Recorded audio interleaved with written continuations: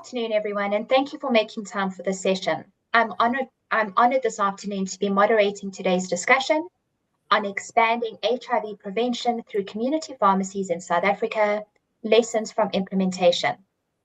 South Africa has one of the most established community pharmacy networks in the region, with more than 4,000 community pharmacies, many of which are easily accessible, have extended working hours, and carry less stigma than a clinic.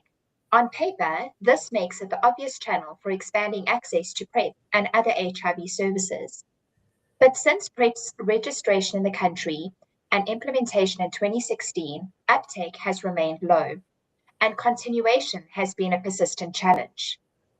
Pharmacy-based delivery is still relatively new and underutilized, with very limited local research.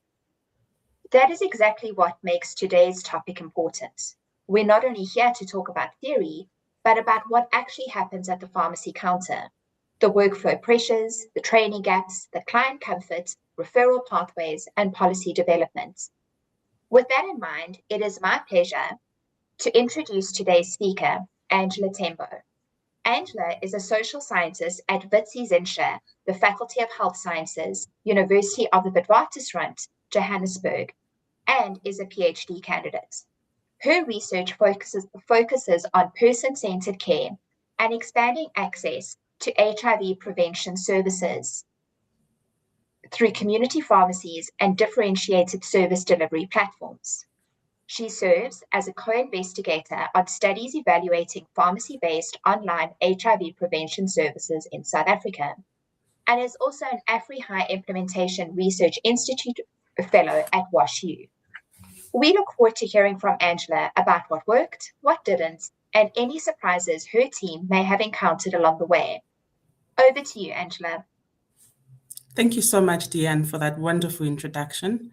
So today, I'm really going to focus on how we can expand HIV prevention through community pharmacies. And as Deanne has said, we draw on the lessons that we've learned from our implementation work in South Africa. So when we talk about advances in HIV prevention, we often focus on the products. And there has been enormous progress made from the biomedical perspective.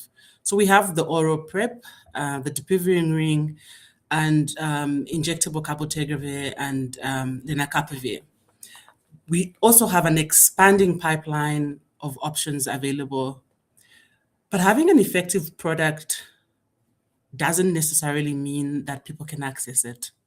So today, we are going to shift this discussion to away from products to how do we actually get these products to people that need them? And specifically, what happens when we take HIV prevention out of your conventional health facilities and put it in settings that people already use as part of their daily lives, and those are community pharmacies. So the experience from South Africa, we explore what we've learned from designing the model, implementing it, and how we navigated the regulatory environment, and really look at what clients and providers have told us. Then I will shift focus into what do we need to do to make these models scalable and sustainable. And as we think about this talk, the key message from this is the products are far outpacing how we're delivering, and that the delivery systems need to change. So for the talk, I will focus on 4 main questions. The first question is, why pharmacies? So there are many possible differentiated service delivery platforms that are being used not only in South Africa, but across the world to get PrEP into communities. These include community platforms such as mobile services. There's an expansion of mobile online services and other self-care models. So why should pharmacies become part of that HIV prevention ecosystem? My second question is around how we co-designed these services. Often in global health, we design interventions from a health systems perspective, and we take them down to communities. So we took somewhat of a different approach and tried to understand what potential users and providers wanted from a pharmacy-based service. The third question will be focusing on what did real-world delivery actually show us. And from here, I will show you our implementation experience, who came, who initiated PrEP, and what happened to continuations, and what did clients and providers say. The last and probably the most difficult question is, what do we need to scale? And here I'll provide potentially what could be a successful benchmark of ideas and steps that we need to undertake for us to ensure that this model is sustainable and scalable. So as I dive into this talk, I want to really just take a step back and talk about HIV prevention from a broader context. So combination prevention recognizes that HIV prevention alone cannot be efficient. We need biomedical interventions, we need behavioral and also structural interventions, all working together at the same time. As I've previously mentioned, the biomedical perspective is far outpacing the behavioral and the structural interventions because we have amazing, very efficacious products that have come on board over the last 10 to 15 years.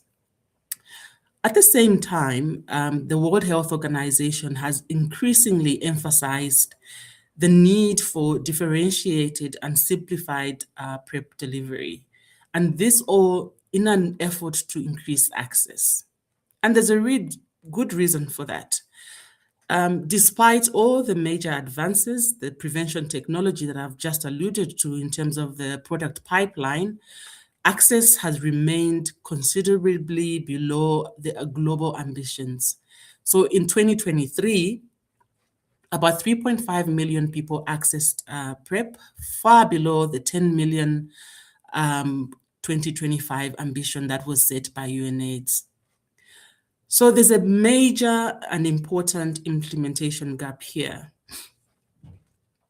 We know that PrEP works very well, and these products alone cannot translate into access or any population level impact in our quest against ending HIV. So one of the key questions that we need to address is, how can these services be delivered differently? So much of the HIV prevention has been traditionally been organized around healthcare facilities. And for many people and for challenges that we mostly all know, some of these platforms are not accessible by everyone. For some people, clinics work very well, but for others, accessing facilities and clinics can involve long waiting times, for example, transport costs, sometimes inconvenient operating hours. And in our setting, there's some concerns around stigma and confidentiality. And in some cases, it's simply the opportunity cost of having to spend hours trying to get an HIV pill when you could otherwise be generating an income.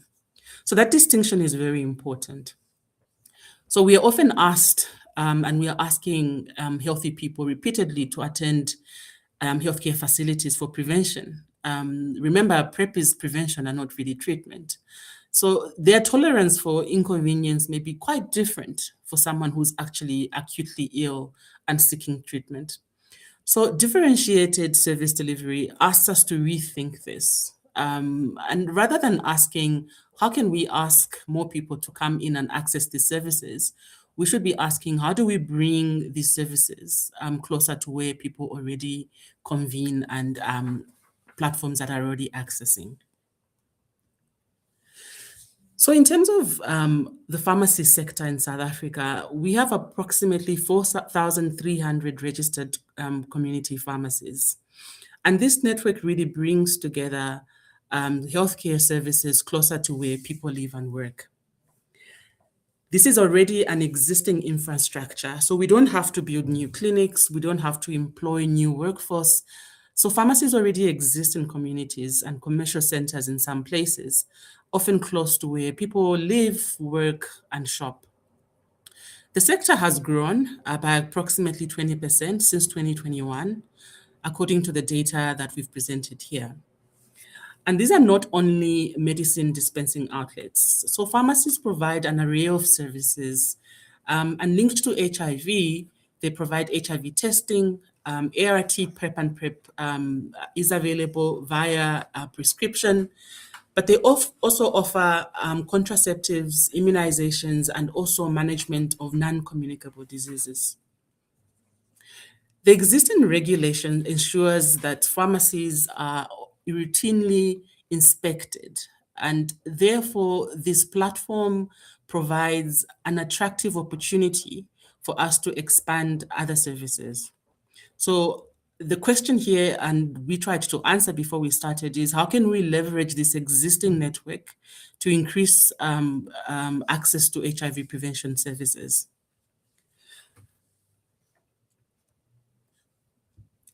So one of the things that we had to navigate was the environment, the regulatory environment. So that South Africa has a PMAT, which is a pharmacy-initiated management of antiretroviral therapy. PMAT scope was approved in 2021 by the South African Pharmacy Council. It's an initiative co-created with the National Department of Health. And this initiative was created in response to the high HIV incident rates in the country. So South Africa is one of the countries that has the highest HIV prevalence. Although the number of infections are dropping, it also has one of the highest and most accessible HIV treatment program across the world. So in response to the incidence rates and also the number of new infection, in 2021, in partnership with the National Department of Health, the South African Pharmacy Council gazetted PMAT. And what PMAT allows for is that allows for trained pharmacists to play a bigger role in HIV care and prevention. Although the scope was approved in 2021, implementation was heavily delayed due to litigation. So in 2022, a group of doctors brought a litigation against the Pharmacy Council and National Department of Health, which led to a long-drawn court battle until 2025, when the Supreme Court of Appeals upheld PMAT. Its implementation was stalled slightly, but we had to operate as a project within this environment, and you will see what we did to make to ensure that the project was successful.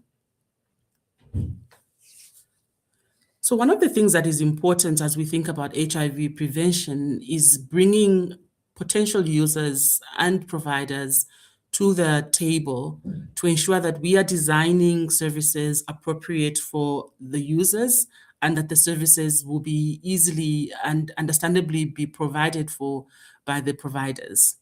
So in this incident, in our co-designing workshop, we used the human-centered design approach between May and August 2021. Our participants included adolescent girls and young women who are mostly affected by HIV in this country, pharmacists, nurses based in pharmacists, and other key stakeholders. The human-centered design activities included focus group discussions, key informant interviews, human-centered designing workshops, and journey mapping.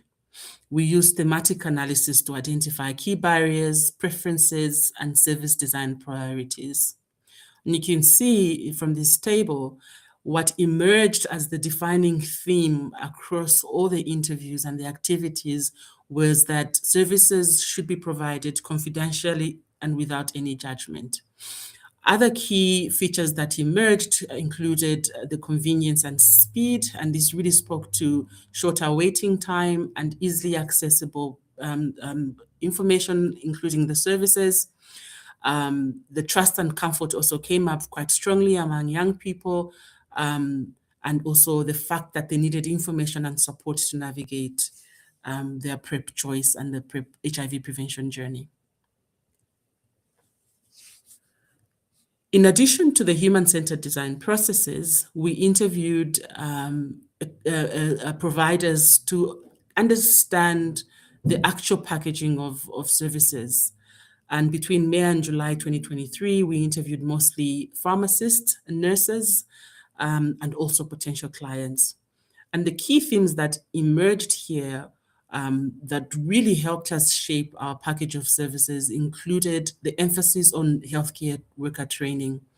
And here in this quote, one of the pharmacists said to get more people aware of it and initiated on it. So training is always good. If we have a clear idea, know what we want to work with, the time frame and how to get there, for sure. So this really speaks to the fact that pharmacies really supported the need for receiving training on PrEP, communicating with pharmacies, with potential clients about PrEP, and also information on how to initiate clients who were interested. Collaboration came up as a key second theme, and here pharmacists emphasized the need to collaborate with other healthcare providers to ensure that comprehensive sexual and reproductive health services were packaged and integrated for individuals that were taking PrEP. And a pharmacy quote there is, we need to partner up with maybe companies for condoms. It becomes more effective. And lastly, the most important thing that came out was around information sharing and patient education. Offering PrEP in pharmacies requires much more extensive patient education to ensure successful use and also improve clinical outcomes. So this one client says, I thought PrEP was like for only males. I had no ideas, Jorge, or that it's for both females and males. The staff, the pharmacy staff, can also ask if we've heard of PrEP before and if the customer is keen on getting PrEP. So one of the things that we found in our formative work was that there was a lot of confusion around PEP and PrEP, and there was a lot of lack of information around just HIV prevention generally from the pharmacy counter. So how did we take the human-centered design processes and also the formative work? We put together a delivery model that we called PrEP-SA, and PrEP-SA was implemented from April 2023 to December 2024.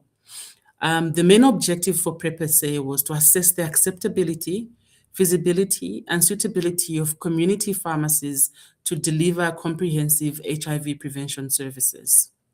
It is an implementation science project, so therefore it addresses a lot of the implementation preferences, implementation barriers and facilitators, and taking that into delivering a model that was iterated over time.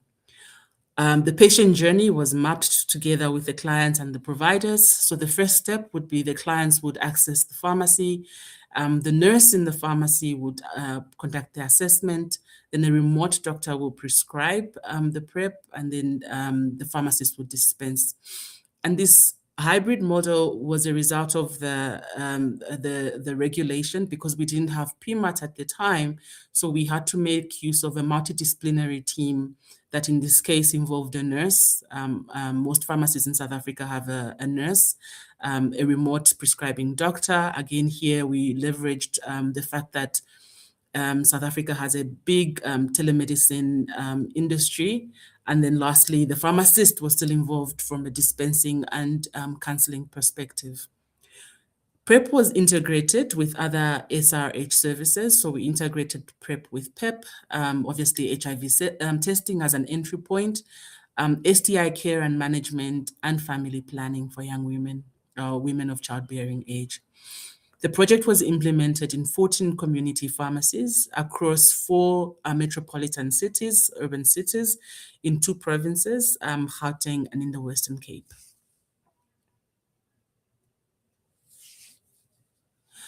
So just to take a step back again around how we resolved working within the regulations.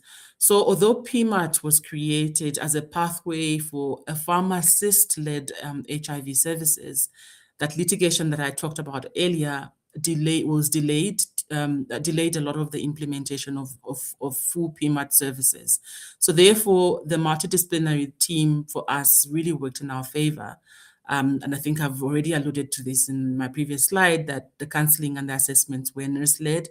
The telemedicine, the prescribing were done through a doctor, and the dispensing by the pharmacist. So I don't think I'll labor much on this slide. In terms of the preparation, so we have to be cognizant of the fact that in the public sector, PrEP is readily available for everyone at no cost. Whilst in the community pharmacies, the platform I'm talking about, you can get PrEP through a doctor's script. So the public sector and the National Department of Health has already put together guidelines for the provision of oral PrEP and any new products in the country. So what we did as we were rolling out our project in terms of preparing pharmacists and pharmacy staff, we made sure that we aligned the provision of services with national protocols.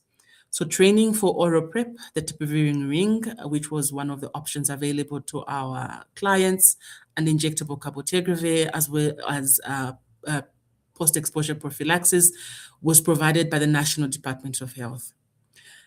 We ensured that we also aligned our counseling and also screening processes in line with the National Department of Health protocols, and we used a PrEP method quiz that helped us and the clients decide on which PrEP choice they would be suitable to their lifestyles at that time.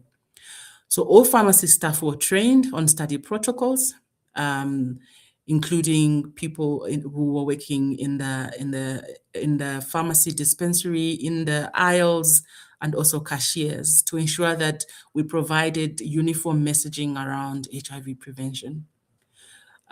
Data reporting tools were provided by the National Department of Health. We used the National PrEP registers to report to the National Department HIV Prevention Program on our progress on a monthly basis. In our preparation phase as well, we set up reimbursement structures with the pharmacies. And this reimbursement is important because although the study funded for all the services, pharmacies were reimbursed for certain aspects of the program, including the drugs and the consultation. One of the most important pieces for us was demand creation. And here we took in what we learned from the formative phase and the lack of HIV information available, but also the fact that we were implementing a project within a different setting. So we had to customize a lot of the materials for advertising the services in line with the pharmacy brands. So right at the bottom are two of the examples of the two posters that we used in two different pharmacies. And these posters were co-designed with the marketing teams from the pharmacy teams. We also used a lot of the peer-led approaches. So a lot of the referrals were done through peers. So one person hears about the project, accesses PrEP, tells their friend, and so that peer referral network goes on. We also leveraged social media. In this time of social media, we had a Facebook page where we constantly provided updates on where the services were and how to get there. We had activation events outside pharmacies, but we also used local community radio station affiliated to institutions of higher learning. So what did we find from our implementation? So we screened a total of 1,906 participants and initiated 89.1% of those. So 89% of all our clients were initiated on PrEP. Some of the screen failures included obviously having tested HIV positive. And at the time where we had started, we did not include pregnant and breastfeeding women. So those would have resulted in screen failures. Among the people that initiated, 61% were women. And the median age was 28 years. 76% were aged between 18 and 34 years. Encouragingly, 89% of the clients that we initiated were first-time PrEP users.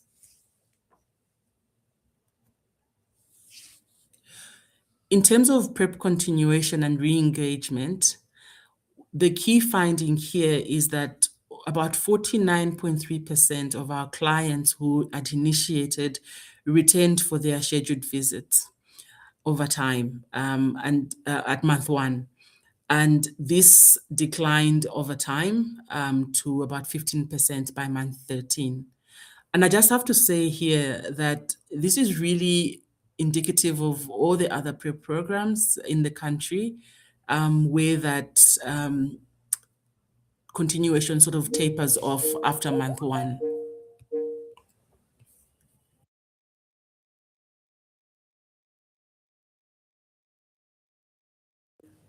So apologies for that.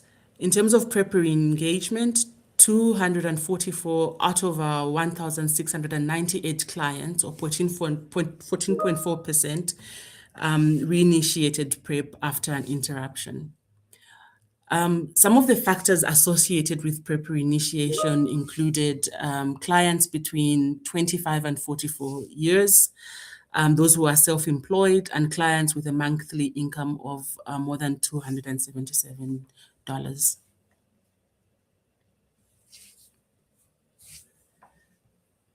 In line with our national protocols, we provided an integrated package of services. So outside just HIV prevention, we provided other screening services. And here, I think the biggest lesson from this is that PrEP provided was our one-stop entry point for other services. In our data that we're currently analyzing, we see that almost half of the clients, young women who initiated PrEP because they wanted access to contraceptives. So as we think about packaging PrEP, PrEP may be the end point, but we have to think around what other package of services does this individual need for them to go through this process of HIV prevention. So when we asked our clients who had initiated PrEP, we wanted to elicit responses based on the services that were provided. The main feedback was that PrEP was highly acceptable because pharmacies provided a private and non-judgmental environment. And here one client says the privacy is very high, hey? It's more confidentiality. They won't know what you have in the medication when you walk out. And I think this really speaks to the fact that pharmacies provide a private and a confidential environment because you could be accessing services that no one would know. The second thing was just around the feasibility of the project. One of the things that we learned around this was that convenience works, but waiting time matters. And I think this is really one of the key things that came out in our formative work and the human-centered design process. So despite all the work that we had put in to try and reduce that waiting time, it was still an issue. And just to say that clients waited, for initiation, clients spent up to 30 minutes. And for a refill, clients waited for up to 20 minutes, depending on how busy the pharmacist was. So that's really just an average waiting time. So clearly, there is need to reduce that waiting time further, lower. I also should mention here that a lot of the waiting time was attributed to the data collection. So and the consenting processes. So that is something that we could not run away from our project because we were doing additional implementation science research outside just offering PrEP. In terms of scale up, one of the key things that came out was the need for demand creation. Public awareness campaigns that would help. Most people that I spoke to weren't really aware of it, and this is one of the clients. This issue around demand creation really speaks to the where we are as a country, as South Africa generally, and not just our project. In the early 2000s, there was a lot of investment in demand creation. So everyone knew about HIV. There was a lot of information about HIV and information about where you could test yourself. Some of that funding has been withdrawn.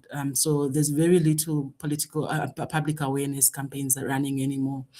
So we have a whole new generation of young people that are not aware about HIV, never mind the fact that there's HIV prevention services available. So this is actually an important note for us as we move forward as a project. And we've given this feedback to the National Department of Health. And since then, there has been some different engagement at different levels with different projects around how we resuscitate some of these demand generation and creation activities across the country. So we also had insights from the pharmacy staff.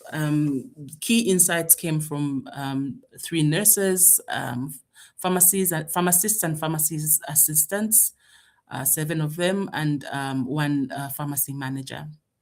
So key insight from staff included the fact that pharmacy providers were entirely positive about the project and committed to the value of offering PrEP in community pharmacies. Pharmacy providers were also quite confident and capacity had been boosted by the training that we had provided. The services that were offered were not viewed as an additional work for them, which is a great positive to take out of this experience. However, there were some concerns and recommendations.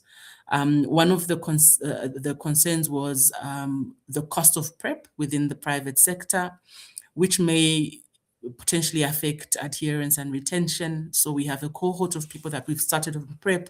The concerns were how would they continue post our project.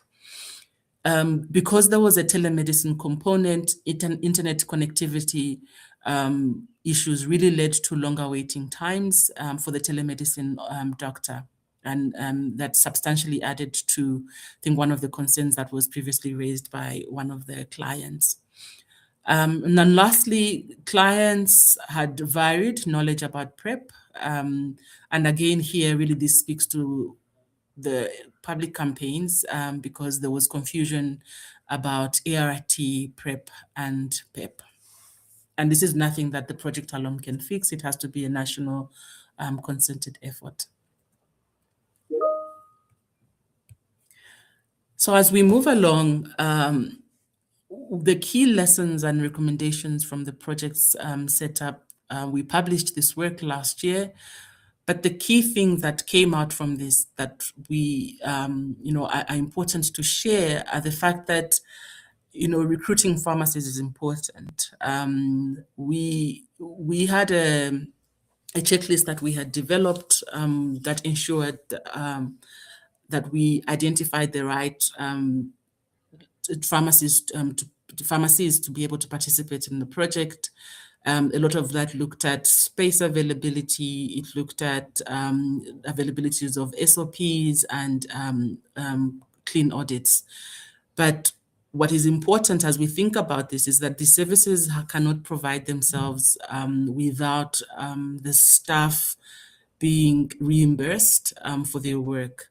So I think one of the key lessons that we learned is that we need to ensure that we have well-defined reimbursement structures for pharmacies from the onset. We are guided in South Africa by the South African Pharmacy Council for the fees that are charged by pharmacies. So we use that as a baseline, but as we moved along the project, we were able to negotiate that to ensure that the project would cover that, but also ensure sustainability once the project ended. The second key learning point is just really around clinical monitoring systems. So because PrEP in South Africa, for initiation, you would require creatinine clearance and hepatitis B test, antigen test, we had to subcontract a laboratory partner for pathology. And the lab partner was really important to ensuring, on-time initiation of PrEP. So clients were initiated PrEP irrespective of their results. And once we got their results, if there was anything that was out of range, clients would be stopped at month 1. So the lab doesn't stop you from providing PrEP immediately, but it provides a clinical safeguard for managing patients in the long run. Without lab partners, you could consider the use of point-of-care devices if they're available in your country. In our case, at the time when we were starting the project, we didn't have any available. The third key lesson was really around infrastructure.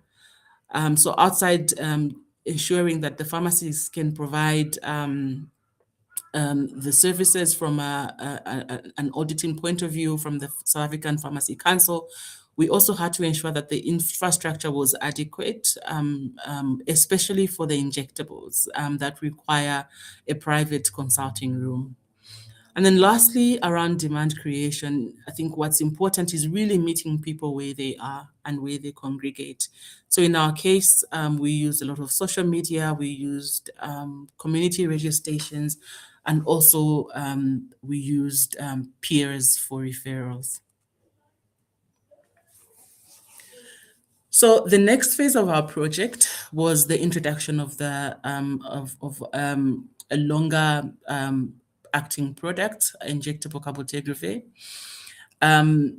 We implemented the Spark project between July 2025 and June 2026. And here we identified 7 community pharmacies, and all the pharmacy teams were trained by the National Department of Health. The key findings from this project were that 98.7% of the clients that were approached and screened initiated PrEP. We provided both injectable cabotegravir and oral PrEP, but 99.9% all opted for injectable cabotegravir. And we had no switches in the study along the follow-up period. About 80% were aged 25 and 49 years, and 214 or 55% of women received contraception at PrEP initiation. And again, I think this really speaks to the fact that we need to ensure that we're not providing one product, but an integration of different services within one program or one project. In terms of the lessons that we've learned from the Spark project, so confident staff led to smooth integration of injectable cabotegravir. So a lot of the pharmacies that we worked with had prior exposure to the COVID-19 vaccine campaigns, oral PrEP delivery, and also national guidelines training, which included injectable cabotegravir. From an injection point of view, the tolerability of the injection improves over time.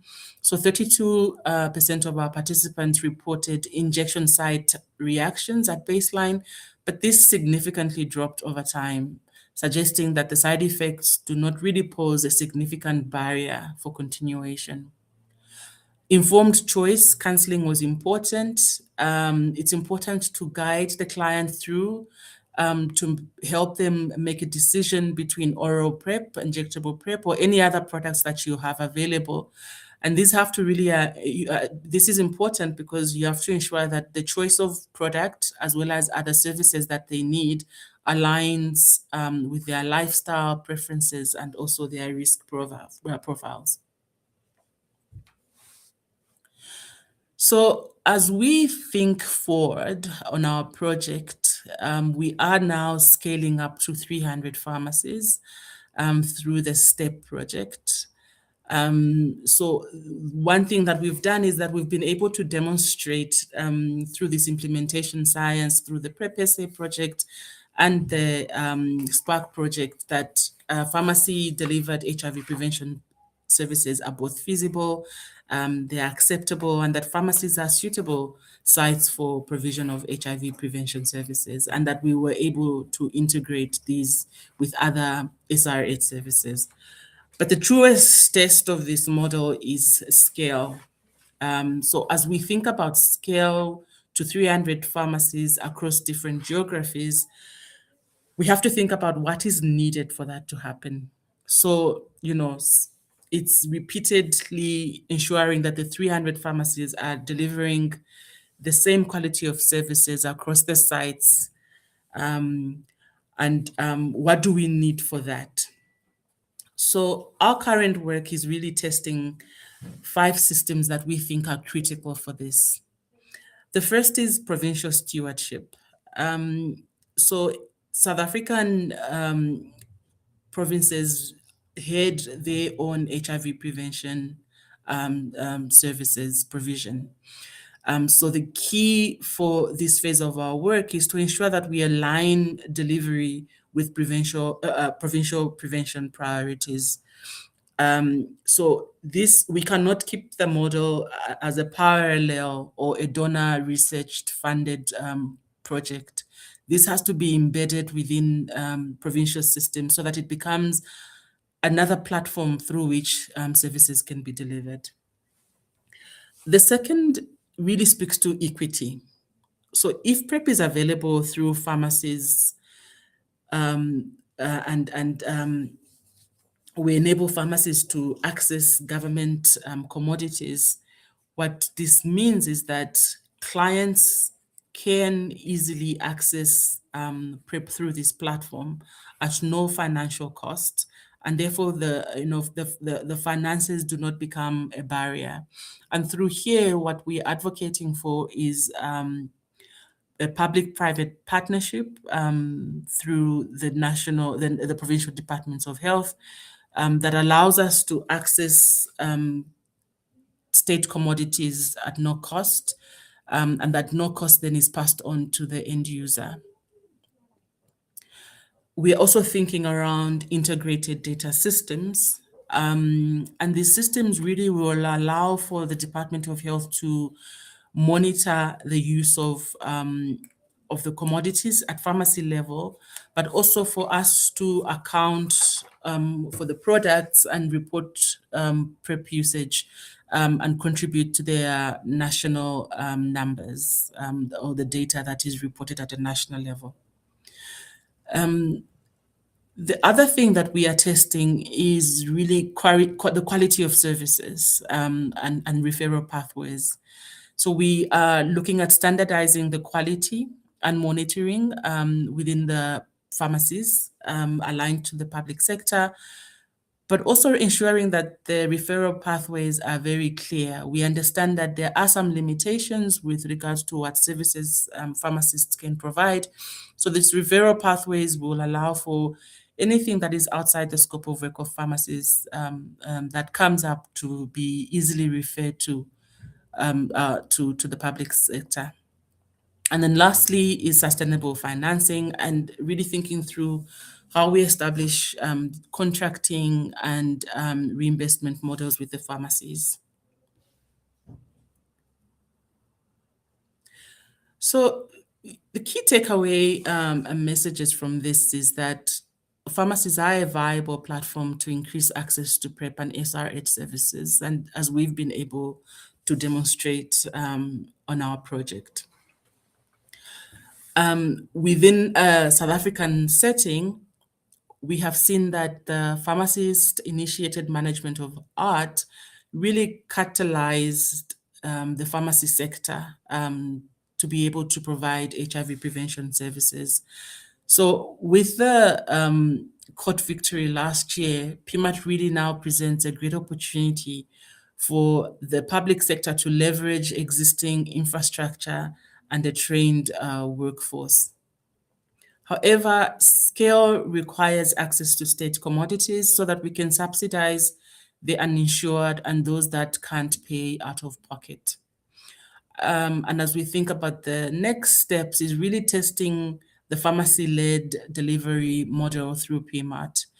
We used a multidisciplinary approach, and as we move forward, we want to see what a pharmacist-led model could look like, whether it will still involve the multidisciplinary team, and what sort of permutations will be allowed based on location and type of pharmacist. Pharmacy. And then the next step is also to work on injectable lenacapavir. We are part of a consortium that is looking at differentiated delivery of lenacapavir in the country to key populations. So other platforms include mobile clinics and key population popping centers, in addition to our pharmacy platform. So this is just to give you a sense of what our pharmacies in South Africa look like. There is a consulting room. There's a lot of information available in terms of the services that they provide. But the consulting rooms are often private. And then we were able to utilize some of these spaces to put up some of our advertising materials so that we can promote the project.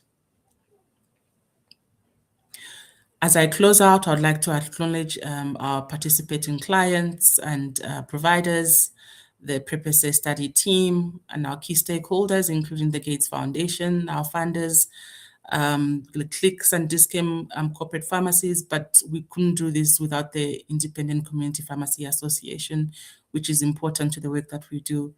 The Clinician Society, the National Department of Health, Matchboxology for the human-centered design process, HERO, Vita RHI, and of course, the chair of this meeting, Deanne Johnson. Thank you. Thank you so much, Angela. That was such an informative presentation. It gives such a great overview of the work that has been done through the project. And I know we've had many conversations around the project, but there's always something else that pops into my mind and a burning question that I have. And I think as a passionate pharmacist, it's so wonderful to see these ideas around pharmacy and pharmacists. This initial implementation project really was about the pharmacy. And now we're shifting with the change in legislation to looking more at the possibility of that expanding scope of practice of the pharmacist. So just maybe some thoughts that you have as you shift the focus maybe from still within the pharmacy, but the shifting maybe some of the tasks and those overlapping competencies that maybe the pharmacists now share as a prescriber for HIV services. So maybe just some thoughts that you had on that.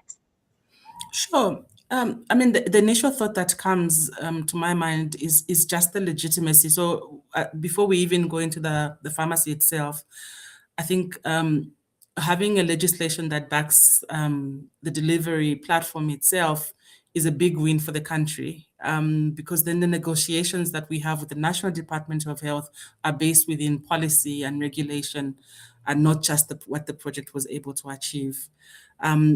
Secondly, I think what it does, the fact that now we have PMAT on board, is that it provides, and we saw a lot of the feedback that we got from the healthcare workers was around the confidence boosting that training from the Department of Health provided.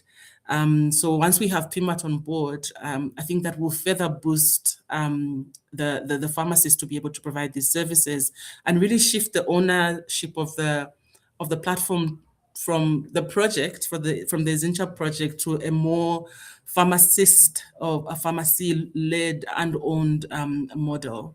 And they can make all the decisions around, what services they want to provide, and it becomes a bit more embedded within their systems. And the last thing, we've had a lot of discussions around this, Diane, around like, what does that actually mean, moving from a multidisciplinary team to a pharmacist-led model?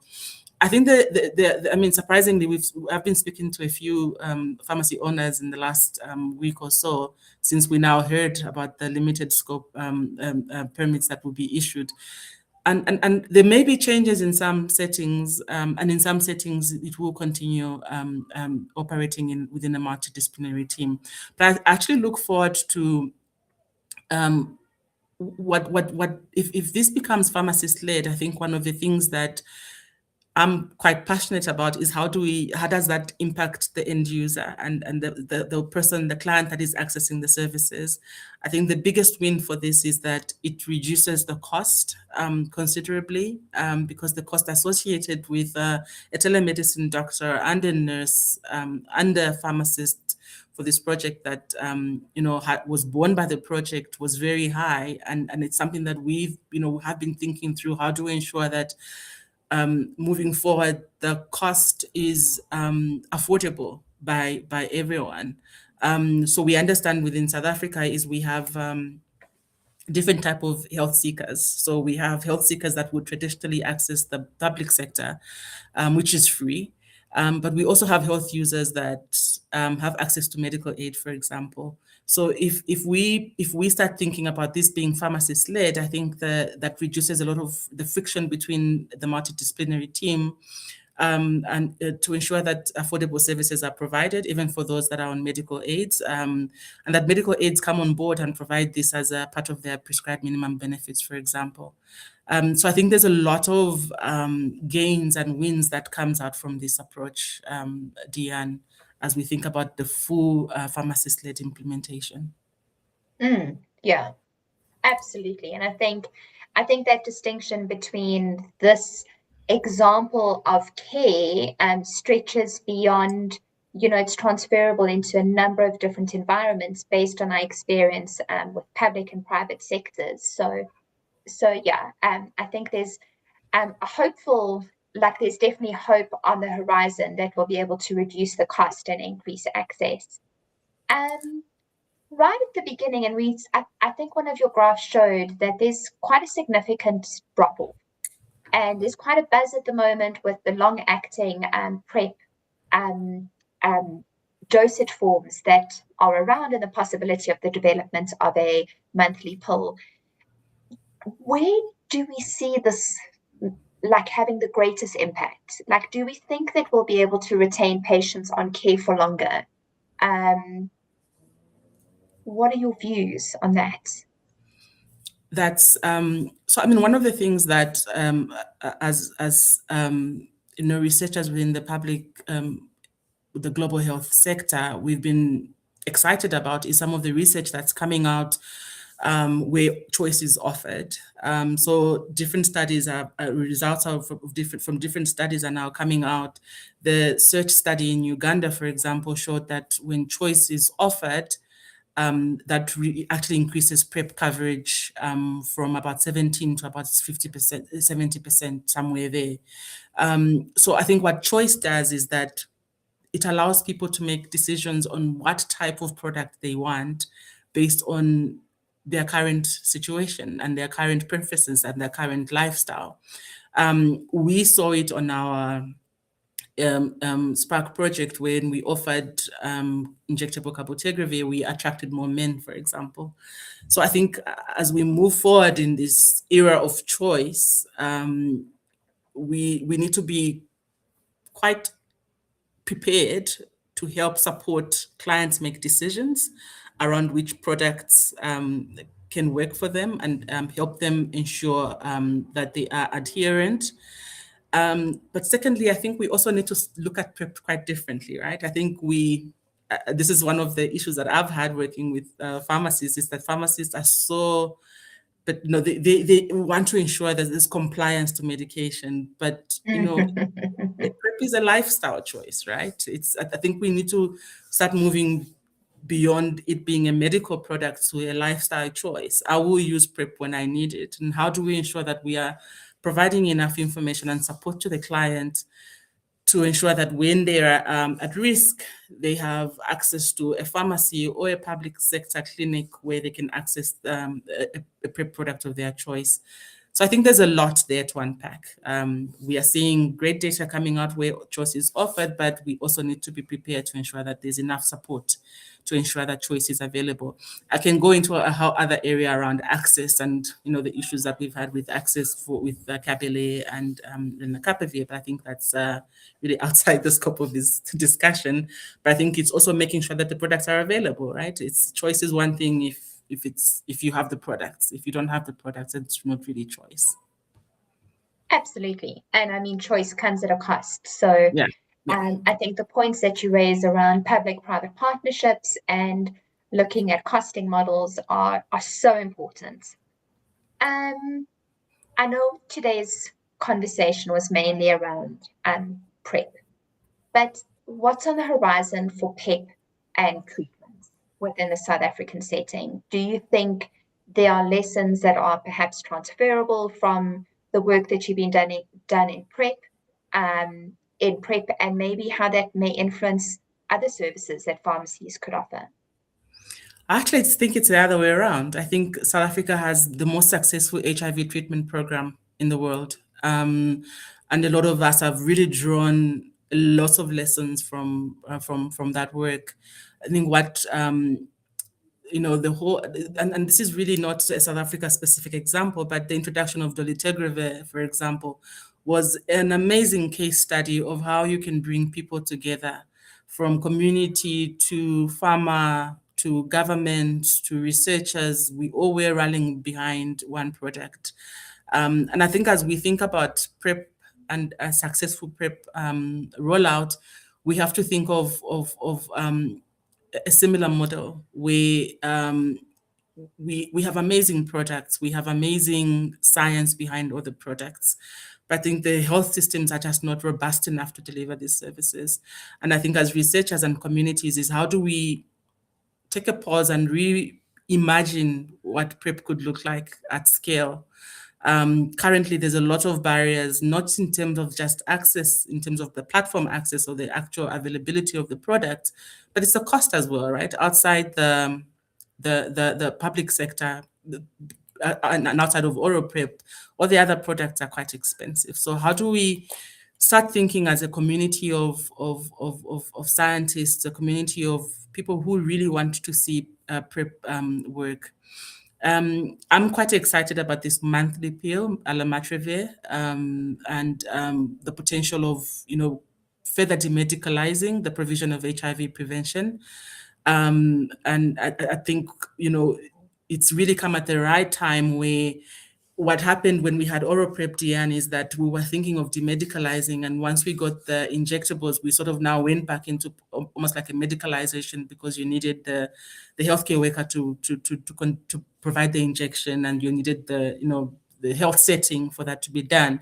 So what this does is really pushes us where we were before Kabele and then Nakapavir into a space where we can start thinking about how do we demedicalize and how do we influence the products that are in the pipeline. There's the pivoting ring. Unfortunately, it was not very successful in our project. We only had 8 women that went on the ring, but there has been successful initiation of the ring in other countries. And how do we learn from what they did differently from here? We have the 2-monthly ring. That's under research. So we've got quite a lot of demedicalized products in the pipeline. From a treatment point of view, I think that the current regimen is highly effective. It's highly, it's very cost effective. I think it works very well. The unit I work for, Ezincha, just presented the groundbreaking results from the Optidor trial at AIDS 2026 in Rio. But I think there as well, the opportunity for injectables and pairing of different injectable options such as cabotegravir and rilpivirine or lenacapavir is on the cards.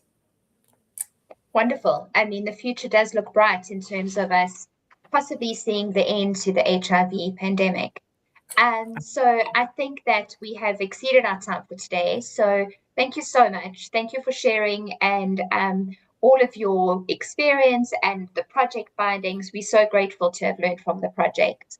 And just some last housekeeping, please make sure that you join us on our upcoming training sessions. We will be joined on the 27th via 2 live broadcasts. And then again in September, we have got 2 upcoming sessions on the 10th as well as on the 15th of September. So be sure to book these in your diaries. Last but not least, thank you very much to the patron sponsors. And once again, thank you for joining us this afternoon, and have a wonderful day further.